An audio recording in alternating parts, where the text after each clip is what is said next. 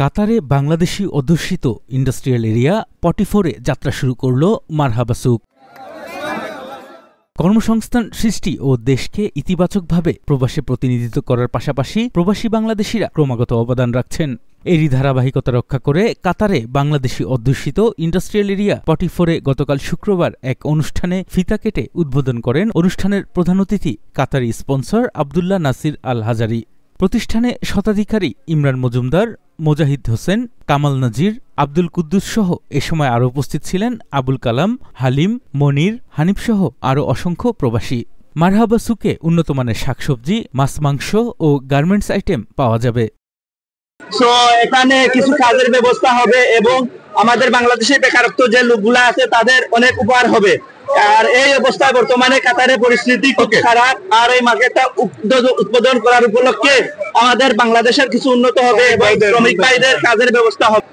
বাংলাদেশে এখন আমি কাতারে বর্তমানে 6 বছর হয়, এখন রানিং আছি। আলহামদুলিল্লাহ কাতার অনেক ভালো, বাঙালি যারা আছে সবাই অনেক সুখে আছে। আমরা 5 বছরে এখন আছি। আমরা চাই সরকারের কাছে আকুলার বেতন 10 বছর জানি করে। ইনশাআল্লাহ আমরা এখানে চেষ্টা করতেছি, অনেক স্বপ্ন নিয়ে আমরা কাতার আসছি।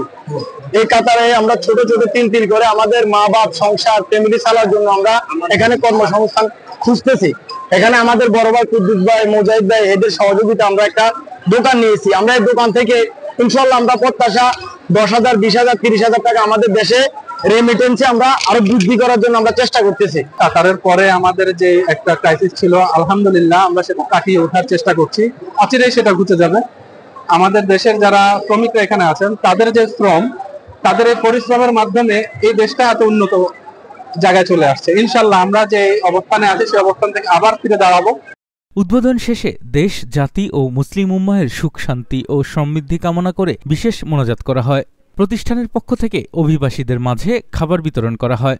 কাতারের প্রবাসীদের চাহিদা মোতাবেক সেবা প্রদান করার জন্য মারহাবা সুক যাত্রা শুরু করেছে। উদ্যোক্তারা অত্র এলাকার প্রবাসীদের একবার প্রতিষ্ঠানটি পরিদর্শন করে উন্নত সেবা গ্রহণ করার আহ্বান জানান।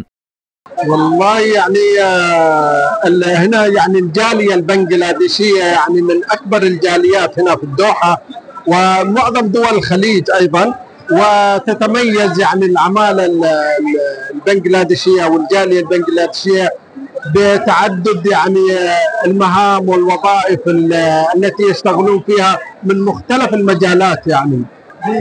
والله अल्हम्दुलिल्लाह इज वेरी गुड।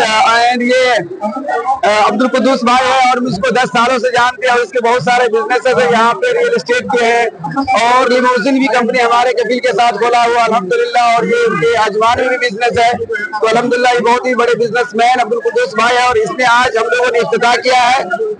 বলতে চাই আমাদের এই বিজনেসের মধ্যে আমি একা পার্টনারশিপ না, আমাদের 6 জন পার্টনারশিপ, আমাদের 6 ভাই আমাদের সাথে পার্টনারশিপে। তো আমি চিন্তা করছি যে আমার জন্য আমাদের দেশি ভাইয়েরা অনেক বেকারত্ব লোক আছে, তো আমি চিন্তা করছি যে হ্যাঁ কর্মসংস্থান যদি আমি একজন দ্বারা আমরা 6 জন লোকের দ্বারা যদি একটু আরো 50 জন লোকের কাম হয়, কর্মসংস্থান হয়, তো এই উদ্দেশ্যে নিয়ে এই মার্কেটটা খোলা। কিছু সংখ্যক বেকার শ্রমিককে যাতে একটা কর্মসংস্থানের ব্যবস্থা করা যায়, ওই চিন্তা ভাবনায় আমরা এটা আলহামদুলিল্লাহ চালু করছি। ইনশাআল্লাহ আমরা ভবিষ্যতে আরো অনেক কিছু করার চিন্তা ভাবনা আছে।